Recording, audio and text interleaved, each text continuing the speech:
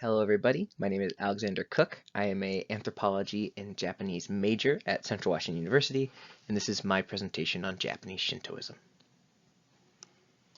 So first we're going to start off with a couple of definitions, and then we'll move to a couple categories just to get ourselves a little more familiar with what to expect and what's common in Japanese Shintoism.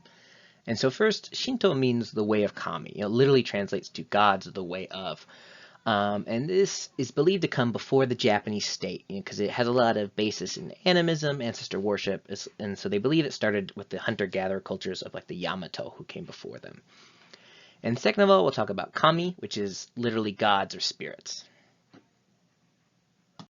So here we're going to talk about some categories of Shinto faith, so we're going to cover a lot of these. First is popular Shinto or folk Shinto. This is the way Shintoism affects Japanese ethics, their idea of man, of the world. Second of all will be Shrine Shinto. This is probably the most famous and oldest one. This is the idea that shrines are the homes of the gods, and the creation of shrines is an expression of piety and also wealth. And last is also State Shinto. And State Shinto is the idea that the emperor is infallible, he's a living god, and this is actually what led to the actions of World War II. And so we're going to talk about that as well. So here we have some categories of kami themselves, these gods. First of all, we'll start with some nature deities. These are natural phenomena and objects. So these are these animistic beliefs that are the basis of Shintoism. The idea that, this thunderstorm is a god or has a spirit, the tsunami, the earthquake. And by objects, there's the earliest forms of Shinto worship, will be these shrines built around these large stones or caves or trees. The second is animal and vegetation deities. And so I think in my research, these come up most often as the very famous examples, such as the raccoon dog, the deer, the foxes. And here on either side of the pictures, we see deer in Nara, Japan, and a famous Shinto complex. And these are living messengers for a certain god. And the foxes in the middle, these are the messengers of Ushimi Inari, which is a famous goddess. And we're going to talk more about her shrines later. And the third one would be cultural deities, such as the emperor, which is, of course, a living kami. And we're going to definitely get into that later. So here we see our first shrine. This shrine is also in Kyoto, Japan, and it's for the En Musubi no Kami, which are these gods of relationship, gods of love or marriage. And that's a very common thing where we see the spirits are very specific. They have a job. You go to this shrine to see these gods for this specific thing. But in a way that all shrines are very similar, first of all, there's the gates, which we're going to get to in the next slide. But the main overarching theme, I would say, is in research, all shrines are supposed to emulate nature. Nature is where these gods come from. It's where humans come from. So in Japanese Shintoism, you want your mind to be brought to nature. You want it to be brought to that home of the gods. And so a major way this plays out is tree worship.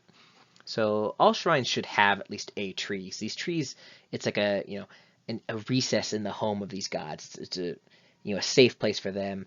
It's this expression of divine consciousness. The trees are sacred. That's kind of a carryover. When you do research on Shintoism, you see the first shrines were sacred mountains or caves or other trees, is these large, beautiful, natural things. And that's where they believed the gods lived, so you'd build a gate out there later on when gates became a thing. But that's where people would go to commune with these gods, these a lot of animistic spirits. So here we see a slide dedicated to torii gates themselves. So the torii gate, the name literally translates to a bird perch, though the true meaning when researched, there is no real good way of saying it. Most writers actually said the true meaning has been lost to antiquity. When I was young and lived in Japan, I remember being taught that the gates were actually perches for gods themselves, and they would purify people coming through and chase away the evil spirits that tried to follow them. So these protective agents. The gate is this physical representation of the separation between the mundane and the supernatural. So you always see these gates on the way to when you're going to a shrine. There's always going to be one to let you know you're heading to the god's domain. So when these are made, the construction is very formal and steeped in traditional protocol. There's a lot of money and time that goes into it, and devout practitioners in Japan today still expected today to commission these gates as an expression of their commitment So here we see a picture from Fushimi Inari again, which is where those white foxes were from. And you see these countless gates, and a lot of the gates there actually have people's names and the year it was made, and what they're hoping for when they build this gate to appease the gods. So here we see state Shintoism, which is Koka Shinto. And so this is the idea that the emperor is this living god, he's infallible, and that Japan was created with divine inspiration. So if you look at this first part, we see this excerpt from the Nihongi of Amaterasu, the sun goddess, telling her grandson, "Go to Earth, rule there. May your line, be prosperous and endure forever."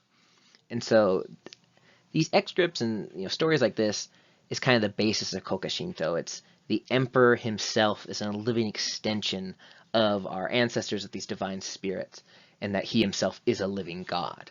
And so when you start seeing this around the 1800s, you start seeing the monarchy and people working for the emperor talking about how Japan is this ancient place and how it was created with divine inspiration. The rest of the world is almost an afterthought. It wasn't created with divine planning in mind.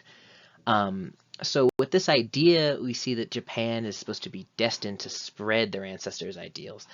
And this led to this idea of superiority, and ultimately led to a lot of the actions in World War II.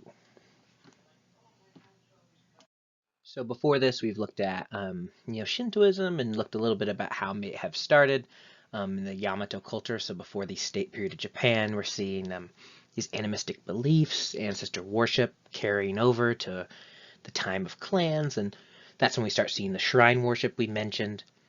And so these shrines, is a physical manifestation of their piety and also power.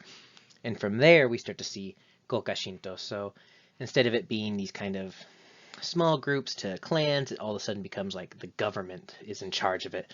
So with that, they really look at those legends of Amaterasu being the emperor's direct ancestor, and they elevate the emperor to this level of godhood because of that.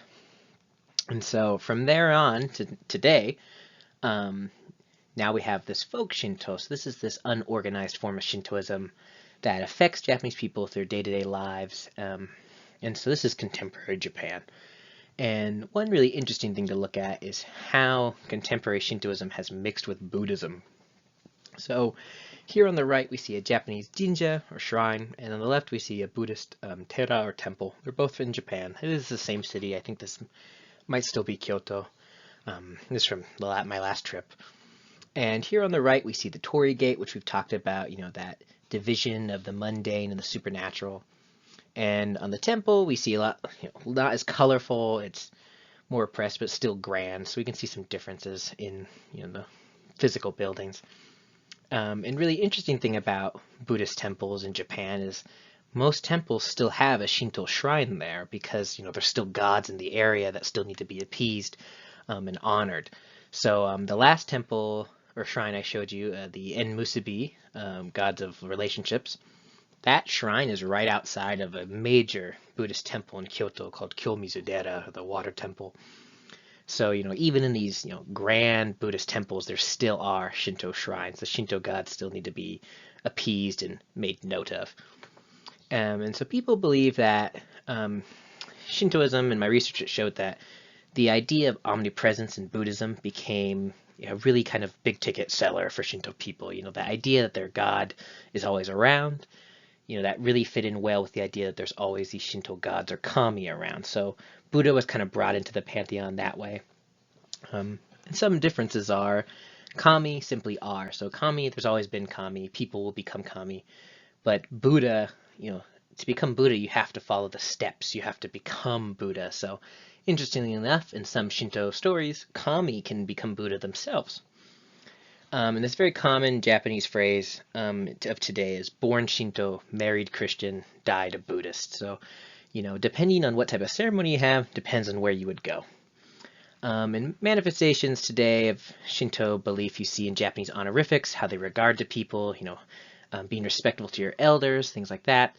Regards to nature, we've talked about how nature is sacred and household objects can even have spirits.